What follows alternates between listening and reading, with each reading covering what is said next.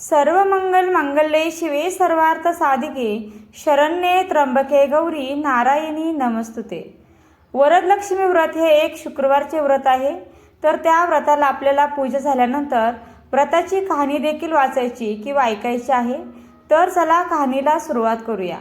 रत्नजडी सिंहासनावर सर्व लोकांचे नेहमी कल्याण करणारे श्री शंकर विराजमान झाले आहेत।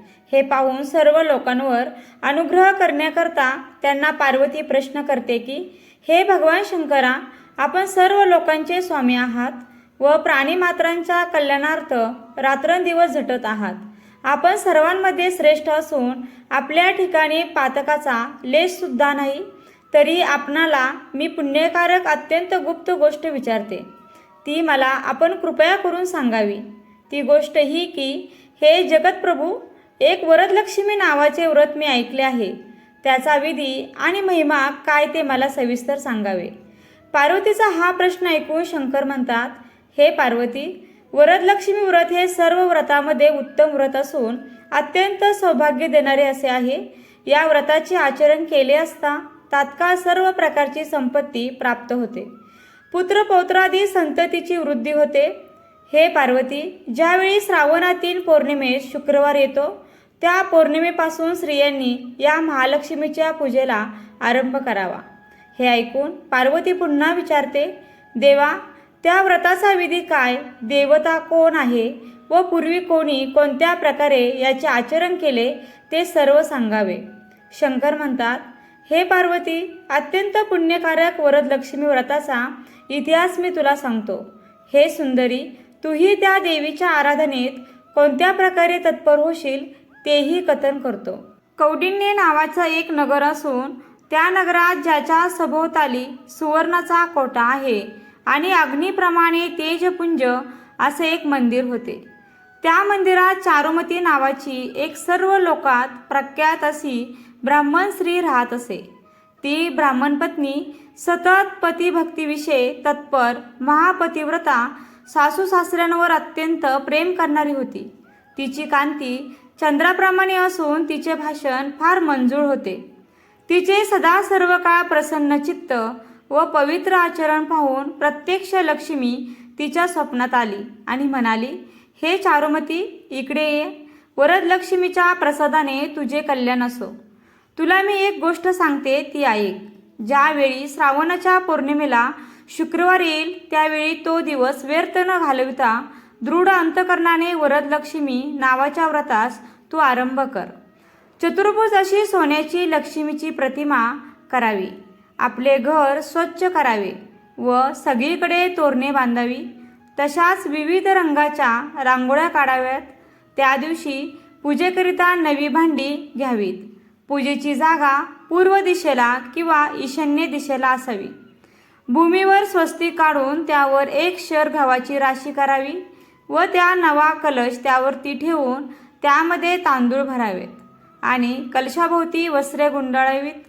त्या कलशावर अनेक प्रकारची फुले व्हावी, त्यावर सोने व्हावे व अनेक प्रकारची पत्री वाहून त्यावर ठेवलेल्या पूर्ण पात्रावर वस्त्रे पसरावी।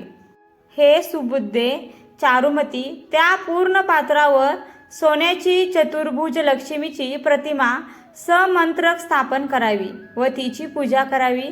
पंचामृत स्नान घालावे, देवी सुक्ताने शुद्ध पाण्याचा महाअभिषेक करावा, वस्त्रादी उपचार अर्पावेत। देवीला अष्टगंध, चंदन, हळद, कुंकू, सौभाग्यद्रव्ये, सुवासिक वगैरे अर्पण करावीत। विविध प्रकारची पत्री अर्पण करावी।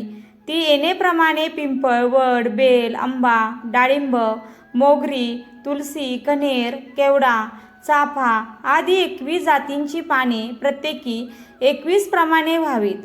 मोगरी इत्यादी नाना प्रकारची सुवासिक फुले समर्पण करावीत। तसेच सुवासिक धूप, दीप आदी करून इष्टकाम पूर्ण करणाऱ्या द्रव्यांनी महालक्ष्मीचे पूजन करावे। नंतर नैवेद्याकरिता उत्तम प्रकारचा पायस, भोजनाचे भक्ष्य, भोज्य, चोष्य, लेह्य आदियुक्त तसेच 21 अनारसे, वडे, घारगे वा मोदक इत्यादीचा नैवेद्य तयार करून देवीला अर्पण करावा। नैवेद्यात जो पदार्थ समर्पण केलेला असेल त्यातून 5 देवीच्या पुढे ठेवावेत आणि बाकी प्रसाद म्हणून आपण घ्यावे। यथाशक्ती राजोपचार, नाना प्रकारचे षोडशोपचार देवीला सन्मानपूर्वक समर्पण करून शरण जावे आणि इष्ट वरहेतूची देवीपाशी प्रार्थना करावी. शक्यनुसार नृत्य, गायन, वादन करावे. लक्ष्मीची गाणी म्हणून प्रार्थना करावी. हे प्रिय भाषिणी, चारुमती, पूर्वी उमा, सरस्वती, सावित्री, इंद्राणी इत्यादी हे समृद्धी देणारे व्रत यथासंग केले व त्यामुळे त्या मोठ्या अधिकारास पोहोचल्या. त्याचप्रमाणे तू माझे पूजन केले असता मी तुझे सर्व मनोरथ पूर्ण करीन, पाहिजे तो वर देईन. याप्रमाणे वरलक्ष्मीने चारुमती स्वप्न दृष्टांत दिला असता ती चारुमती म्हणाली, हे वरलक्ष्मी परमेश्वरी, तू सर्व जनांची जननी आहेस. तू पुण्यमूर्ती इथे प्रकट झाले आहेस. तुला मी नमस्कार करते. हे शरणागताचे रक्षण करणाऱ्या, हे जगतपूज्ये, हे श्री विष्णूंच्या वक्षस्थलावर निरंतर वास करणारे, जिला तू एकवार कृपादृष्टीने अवलोकन केलेस ती तत्काळ सर्व संकटापासून मुक्त झाली, यात काही शंका नाही. मी पूर्वीच्या सहस्रावधी जन्मात काहीतरी पुण्याचा संचय केला असेल आणि तो असे की ज्यामुळे हे हरिवल्लभे आज मी तुझे चरणकमल पाहत आहे.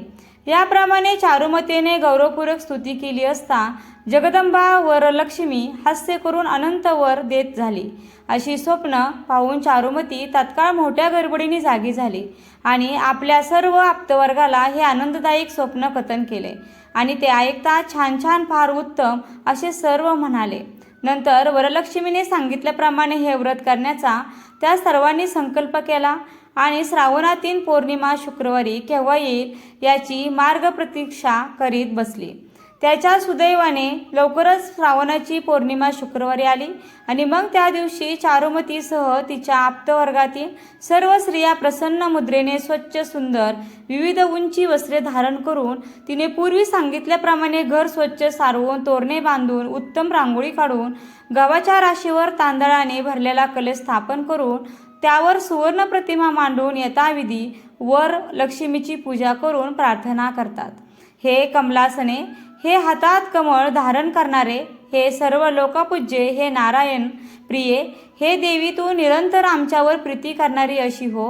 पद्मासने, या मंत्राने पूजेच्या उपचारातील प्रत्येक वस्तू अनुक्रमाने कलशात टाकून वरलक्ष्मीची पूजा करून त्यांनी उजव्या हातात वरसूत्र दिले.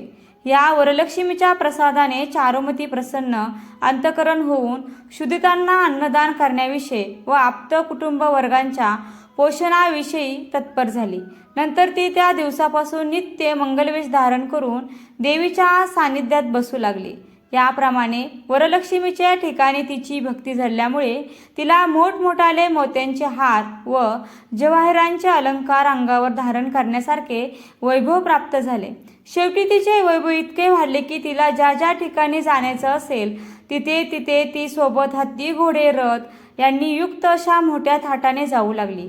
आणि नंतर तिच्या ज्या निरनिराळ्या ठिकाणी मैत्रिणी तुला एवढे वैभव कसे प्राप्त झाले म्हणून विचारित, त्यावेळी चारुमती त्यांना मोठ्या प्रेमाने हे वरलक्ष्मीचे व्रत सांगत असे. सूत सांगतात, यावरून हे व्रत खरोखर अत्यंत गुह्य आहे. याचे जो कोणी मानव आचरण करील तो आपले अत्यंत कल्याण झालेलं पाहिजे. चारुमती तर या व्रताने सर्व दुर्लभ मनोरथांना पूर्ण झाली. नंतर या वरलक्ष्मीच्या पूजेने ती सर्व लोकात पूज्य होऊन चिरकालपर्यंत मोठे वैभव पावली आणि तिने ज्या ज्या मैत्रिणीकडून हे व्रत करविले त्याही आपल्याप्रमाणे श्रीमंत झाल्या असे तिने पाहिले. याकरिता हे पुण्यकारक व्रत सर्व स्त्रियांनी सविस्तर भक्तिपूर्वक करावे. जे हे भक्तीने आचरण करतील त्यांना विपुल भोग व अखंड लक्ष्मीची प्राप्ती होईल. हे सर्व व्रतामधील श्रेष्ठ असे पुण्यकारक शुभ वरलक्ष्मीचे व्रत जे नरनारी करतील ते आपल्या पायांनी स्वर्गात जातील. जे कोणी नित्य स्वस्थ अंतकरणाने हे वरलक्ष्मीचे चरित्र मुखावटे गातील किंवा श्रवणद्वारे ऐकतील त्यांच्या घरी वरलक्ष्मीच्या प्रसादाने धनधान्यांची समृद्धी होईल. ही भविष्योत्तर पुराणातील वरलक्ष्मीची कथा संपूर्ण झाली. धन्यवाद. श्री स्वामी समर्थ. जय जय स्वामी समर्थ. श्री महालक्ष्मी माते नमः.